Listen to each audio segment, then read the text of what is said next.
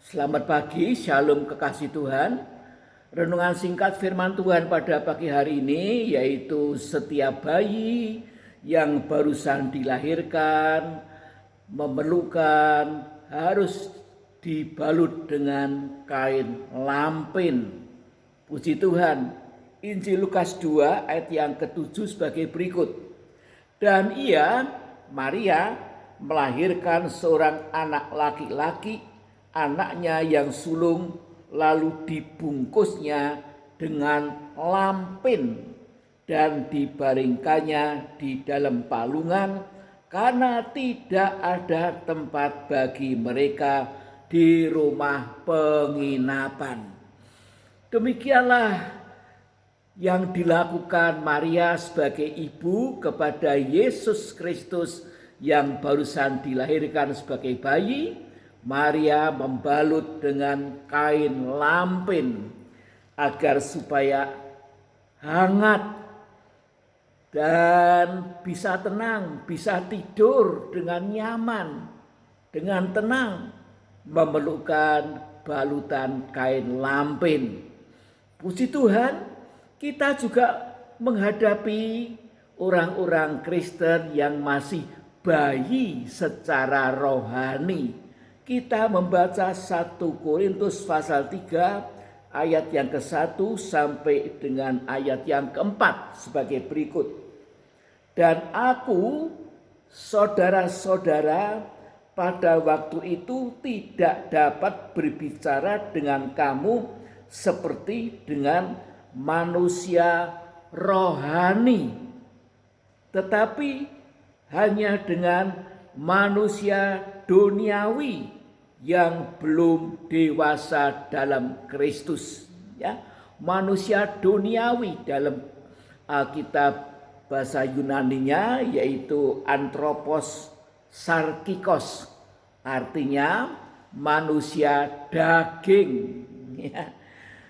Ayat 2, susulah yang kuberikan kepadamu bukanlah makanan keras, sebab kamu belum dapat menerimanya, dan sekarang pun kamu belum dapat menerimanya karena kamu masih manusia duniawi atau manusia kedagingan.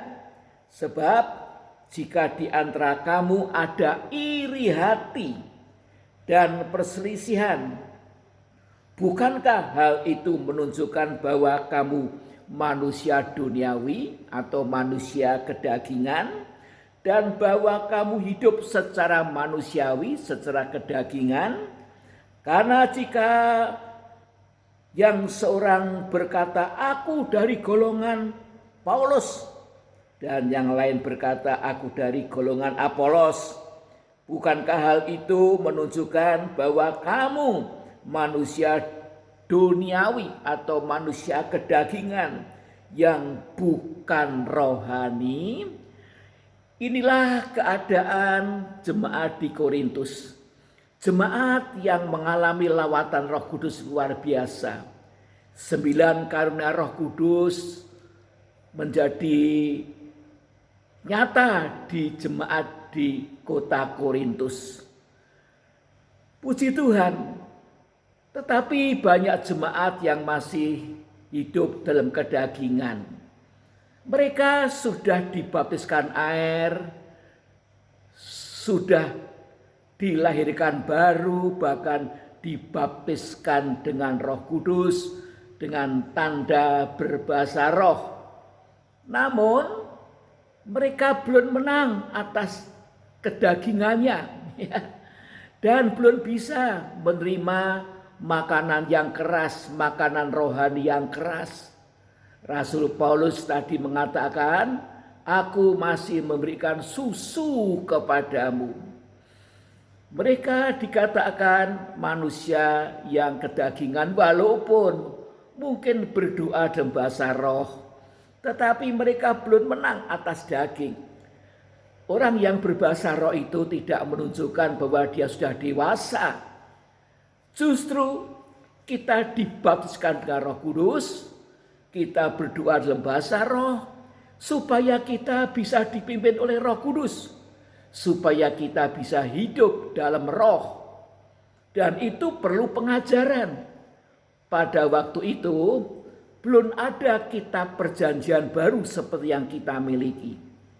Kitab perjanjian baru yang kita miliki itu baru terwujud pada tahun 396 Masehi.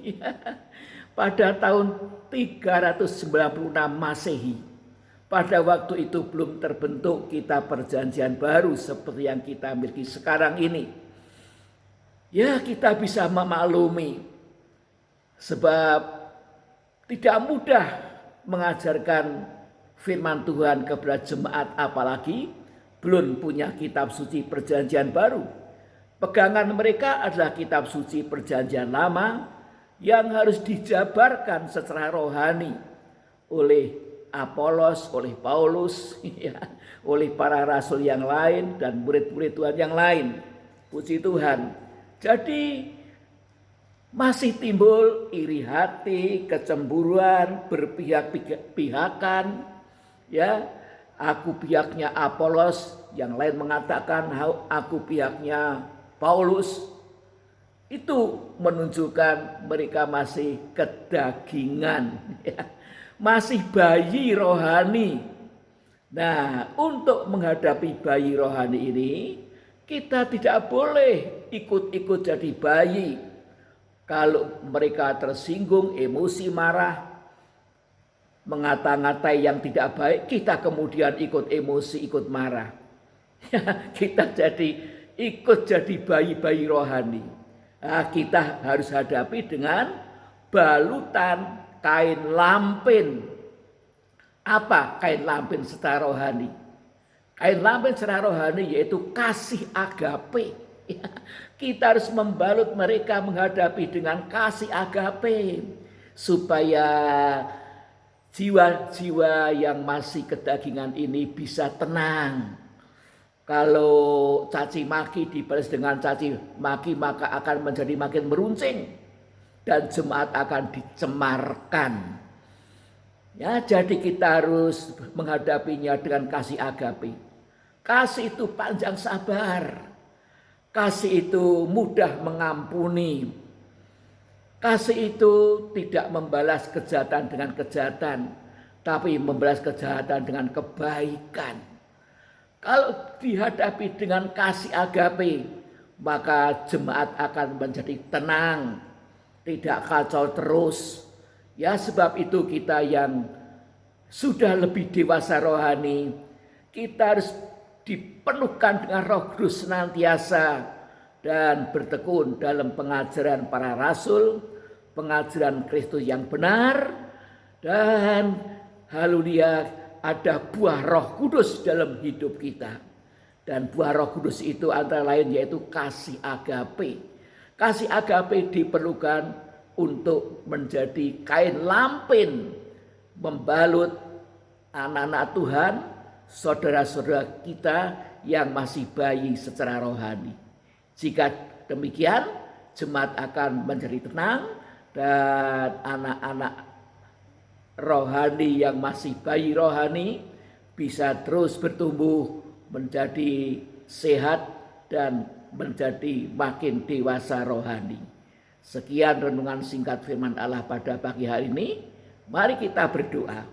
Bapa yang di surga, Tuhan Yesus, penuhkan kami dengan Roh Kudus-Mu, penuhkan kami juga dengan firman-Mu ya Tuhan, supaya dalam hati kami, jiwa kami mengalir kasih agape itu, yaitu kain lampin secara rohani yang sangat dibutuhkan untuk saudara-saudara kita, saudara-saudara kami ya Tuhan, yang masih bayi secara rohani.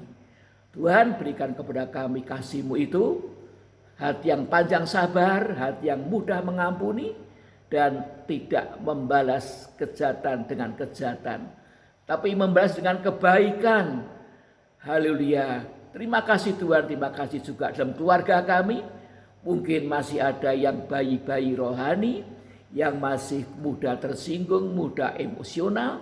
Tolong kami Tuhan, supaya kami boleh membalut mereka dengan kain lampin, yaitu kasih agape, supaya mereka bisa tenang, bisa ada perhentian batin dalam diri mereka, dan kasih itulah yang akan menyadarkan mereka, haleluya, dari segala macam kekurangan dan kelemahannya. Terima kasih Tuhan, terima kasih.